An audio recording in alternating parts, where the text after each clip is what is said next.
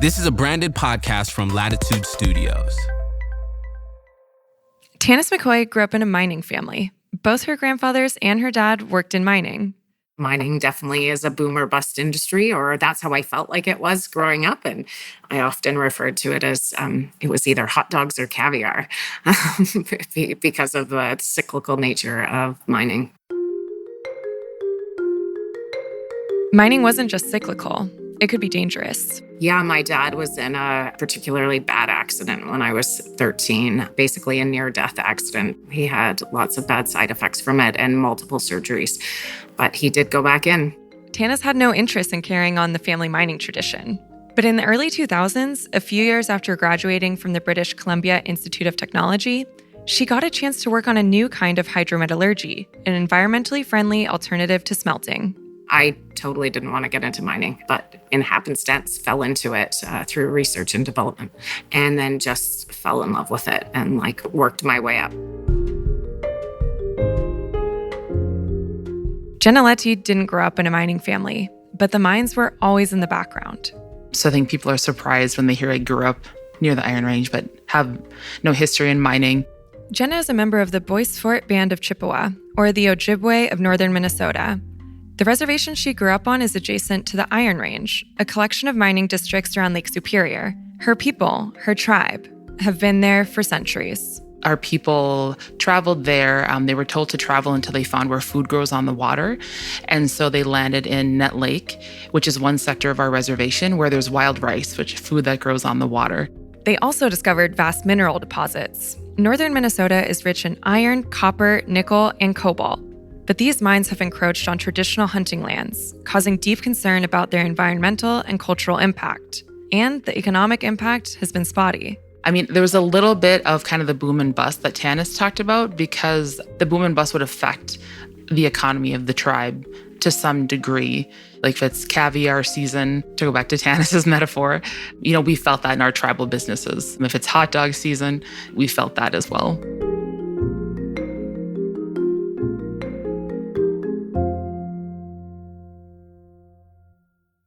Tannice and Jenna worked together at NewRange Copper Nickel, a Minnesota company pursuing a new critical minerals mine in the northeastern part of the state. It would supply multiple critical minerals for a wide range of clean energy technologies. Tannice is the president and general manager. Jenna is the tribal relations advisor, the first person to have this role. NewRange took the project over from another company, PolyMet, in 2023, and right away, it took a different approach. The hiring of Jenna was important. It was important to the company, but important to myself as well. There wasn't enough tribal engagement, I think, by the previous company or in the U.S. in general. Jenna had previously held leadership positions with her tribe and with the state as a tribal liaison. So when she got a call from a NewRange recruiter, she reached out to her tribal contacts, just to get a feel for what they thought of the position. And the feedback I got was that they were excited. We have a lot of liaisons at the state level and we have them at the federal level. And they're making a huge impact on the tribes and on tribal people. And so to see that spread into the private industry was exciting for tribal leadership. But as Jenna was interviewing for the job with Tannice, a massive development unfolded for the project. Months after the Biden administration dealt a death blow to Twin Metals' plans for a copper nickel mine in northern Minnesota, today it was the project formerly known as PolyMet's turn. Yeah, I was interviewing Jenna, and then our 404 permit was revoked at the exact time I was interviewing her. The U.S. Army Corps of Engineers late today revoked a permit for the proposed NorthMet mine, previously known as PolyMet. NewRange will now have to submit a new permit application. And I think part of that revocation came from a lack of understanding the tribe's sovereignty and their water quality standards. And so it just reinforced that this was a position that was needed in our company so we could start to build the bridges between industry and the tribes. There had been a long simmering dispute between a local tribe and the previous owner over the proposed mine's downstream environmental impact. And NewRange, under Tannice's leadership, was already planning to deploy a new team's global expertise with the goal of building a world-class cutting-edge project. Frankly, I didn't quite understand, I think, what that impact was going to be when Tannice told me what was happening. And then really during that process, getting to know Tannice, and as she alluded to how things are done with First Nations in Canada, and understanding what she wanted to do here with the company was really what was important to me.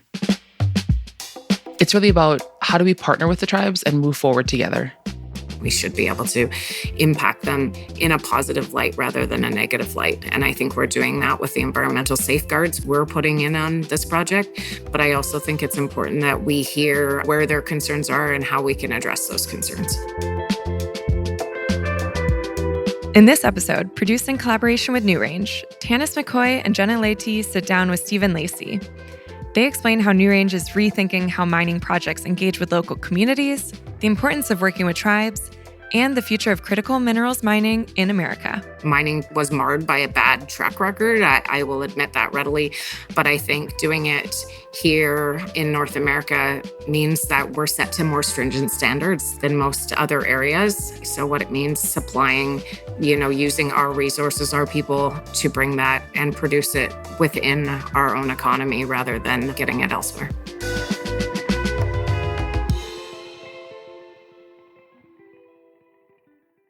Now, it may surprise some people listening that Minnesota is home to huge reserves of critical minerals in the U.S. What kind of resources does the state have, Tannice?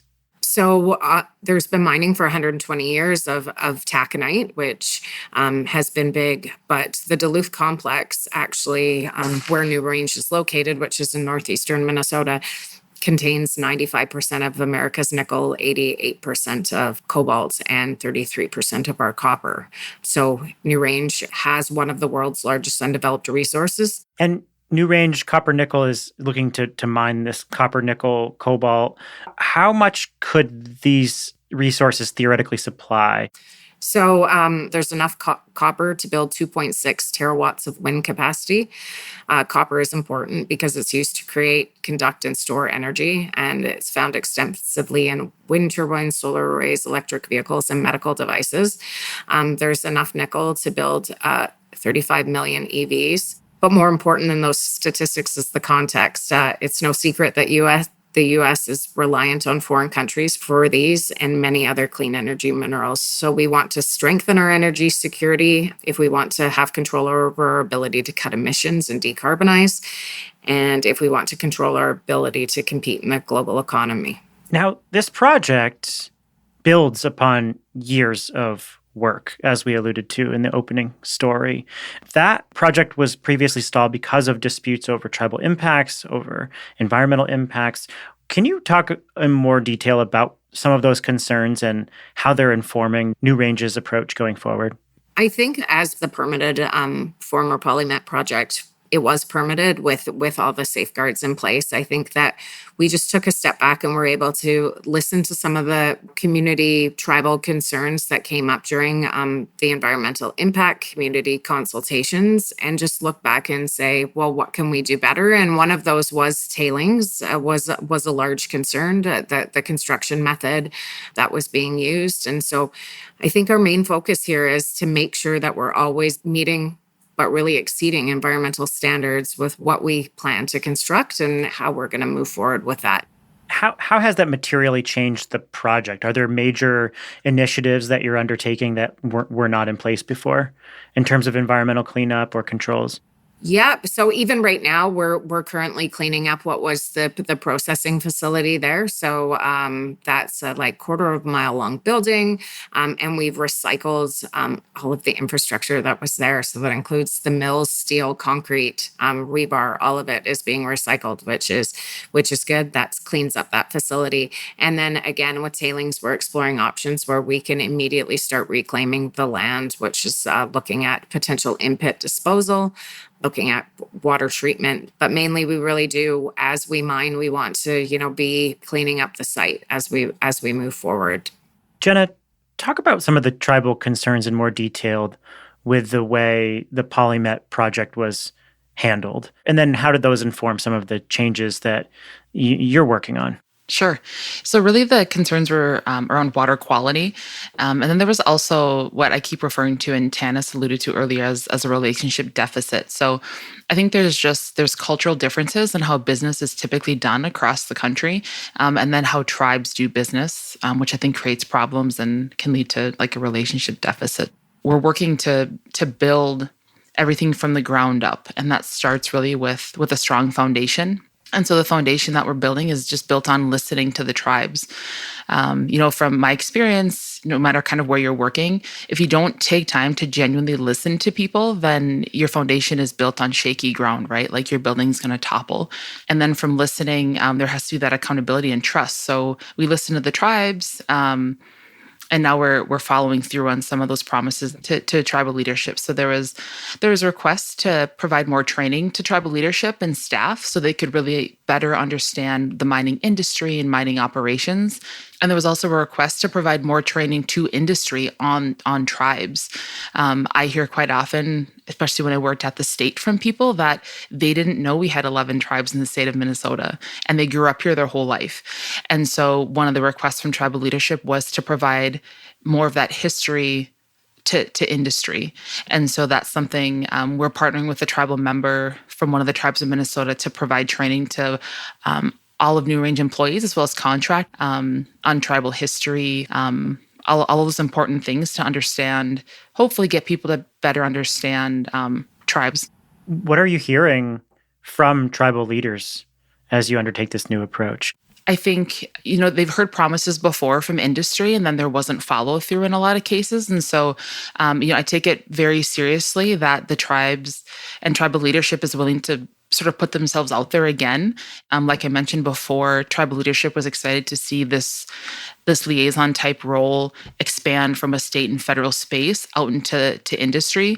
And so I think excitement is another piece of it, but certainly it comes down to they've heard this before. We have a history of broken promises. And so it's just really important to me to make sure that we're following through and not letting tribal leadership down as we move forward. Yeah, Tannice, that history of broken promises is so critical. Like, how important is that to you to follow through on all this stuff? I think it's key and paramount for us to be able to build that relationship. If we continue to say things and then not follow through, well, the trust can't be built, and trust isn't built overnight. And it's something that we'll work on to prove. But one of the things we do is we track everything that we say that we're going to do, and we have follow up to make sure that it's being done. Sometimes the timeline might not be quite met the way we thought, or we thought it could move faster than what it would. But like, as Jenna said, even this training, we promised we would do that. It's taking a little bit longer to put it together, but I'm excited to roll that out. But I think the most important piece is tracking it and making sure you follow through. This is such an interesting time for mining in America because we need so many more critical minerals to support the scale up of clean energy solutions. And we need to support new mining operations, but we also need to uphold strong standards for protecting the environment and local communities. And it obviously creates this tension. We want to move quickly, but we want to do it right. Tannice, how do we strike that balance between harnessing America's domestic resources so that we can support domestic clean energy climate technologies and doing it right while doing it quickly? It is important because if we look at hitting goals, or the 2040 goals that are in Minnesota, where else are we going to get these minerals from? We can get them from other countries, but we have them here, and we have standards that we can uphold. And we do that through research, through technology development. And that's what today's mining industry is. It really is research-driven, high-tech, and increasingly automated. And I think we just need to be able to marry concerns from tribal communities, from communities, and then deploy those technologies to solve them. Jenna, what do you think about striking that balance? These resources are absolutely critical for scaling climate positive technologies, but they can still have a negative impact if not done right. So how do you think about that balance?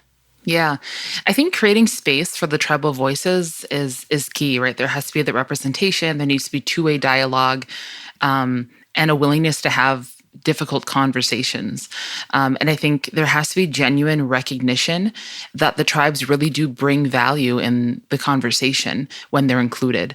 And then moving forward together, continuing that conversation. But there has to be, again, that genuine recognition of the value that tribes bring when they're included in the process.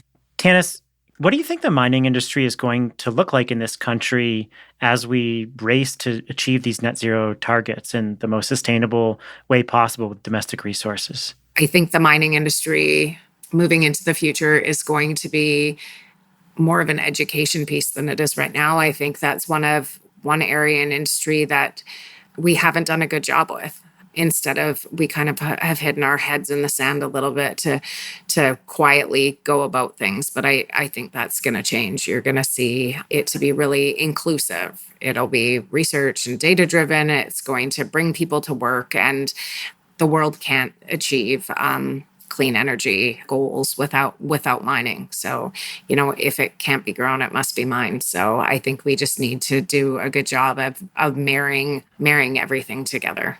What do you think your grandfather would say about the mining industry today? Would he recognize it? I think he would in some kind of way.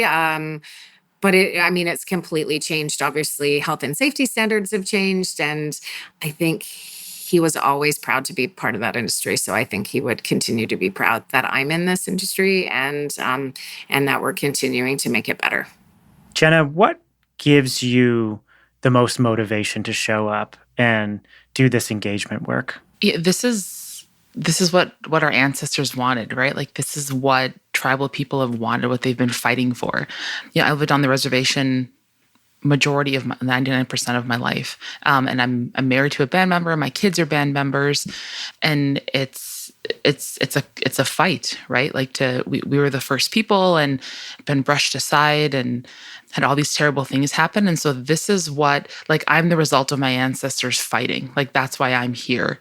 And that's not something to squander. There's a lot of tribal people that aren't here because of terrible things that happened. But I get to be here, and it's not something to squander. So I think having that purpose, that it's important. Like, the impact that industry can have on tribal people is huge, and negative or positive. And so how do we take this opportunity and make it better for tribal communities and for 7 generations coming, and it's bigger than just these tribes, right? Like, can we set a new standard in how industry works with tribal nations in this country to make it better for tribal people all across the country? So it's a super important purpose, I think, every single day. And so it's easy to keep going. NewRange Copper Nickel is working to strengthen America's energy security and create a domestic supply of critical minerals, copper, nickel, and cobalt, for the low-carbon transition through responsible mining, ensuring Minnesotans and the nation benefit from a world-class cutting-edge project on one of the world's largest undeveloped copper and nickel resources.